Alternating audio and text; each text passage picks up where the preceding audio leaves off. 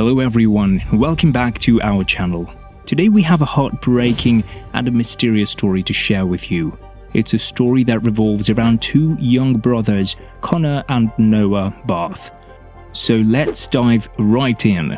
In 2013, two young brothers, Connor and Noah Barthe, went on an innocent adventure in New Brunswick, Canada. They visited a farm and their friend's apartment above a reptile store, Reptile Ocean, owned by Jean-Claude Savoie. The store had fascinating reptiles, including a huge 13-foot African rock python. Jean-Claude, seen as a reptile expert, kept the python in a tall glass tank in his apartment. However, this was against the law because you couldn't have pythons as pets without the right permits.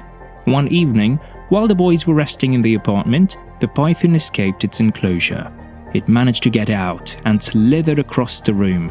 Jean-Claude had removed a vent filter cap, which was his mistake.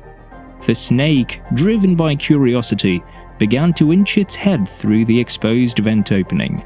Slowly and methodically, it made its way through the ventilation system above the room where the two sleeping brothers lay. The snake's sinuous body adapted to the tight pipes, even though it was a massive creature weighing 45 kilograms and measuring 4.3 meters in length. As the snake hovered directly above the unsuspecting boys, a perilous countdown began. The fragile ceiling panels in the ductwork couldn't hold the weight of the massive python, and they eventually gave way. The snake plummeted downward, landing on top of the startled brothers with terrifying force. In the pitch-black room, before the brothers could fully understand the horrifying situation unfolding, the snake's powerful coils ensnared them, sealing their fate in an instant. The snake squeezed Connor and Noah with its strong muscles, biting them repeatedly in an attempt to control them. The next morning, when Jean-Claude checked on the boys, he sensed something was very wrong. He rushed to where they lay, discovering that the ceiling had fallen on them. They appeared pale, with bite marks, bruises on their necks and chests, and bleeding from their wounds. In a panic, Jean-Claude called their mom, who lived nearby. Her partner hurried to assist the boys, but sadly, it was too late. They called for help, but Jean-Claude was so scared that he had trouble explaining what had happened. When he opened the door to let the ambulance and police in, he was shaking and had blood on his hands. The snake had disappeared. The snake was euthanized and a thorough examination was conducted, but nothing unusual was found in the snake's condition. It hadn't eaten for at least a day. However, this raised a troubling question. Was this a terrible accident or something more sinister? People had different opinions.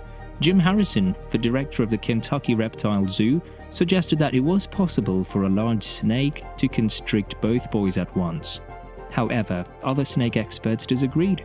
They pointed out that pythons don't typically attack like this, and even if it fell on the boys, it wouldn't immediately attack as Jean-Claude suggested. Killing both boys without anyone hearing or seeing anything was nearly impossible, making the situation very suspicious. There was no evidence to suggest that the python had tried to eat the boys, so it didn't seem like a normal predatory attack. Perhaps the snake felt threatened after falling from the ceiling, but we may never know for sure. When the police arrived at the apartment, the mystery remained unsolved.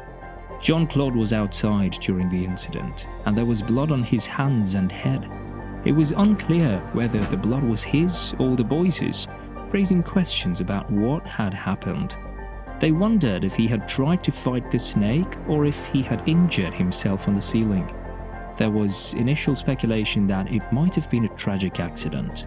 However, 18 months later, in February 2015, the Royal Canadian Mounted Police arrested Jean-Claude, charging him with criminal negligence. A jury trial in November 2016 found him not guilty. In the end, the courts ruled that it was a terrible accident, and they hoped that others would learn from it. But nothing can ever bring those two boys back, and their loved ones will carry that pain forever. Thank you for joining us today to explore this heart-wrenching story. If you found this video informative and thought-provoking, please like and share it. Subscribe for more compelling stories and informative content. We'll see you in the next video. Until then, Take care and stay safe.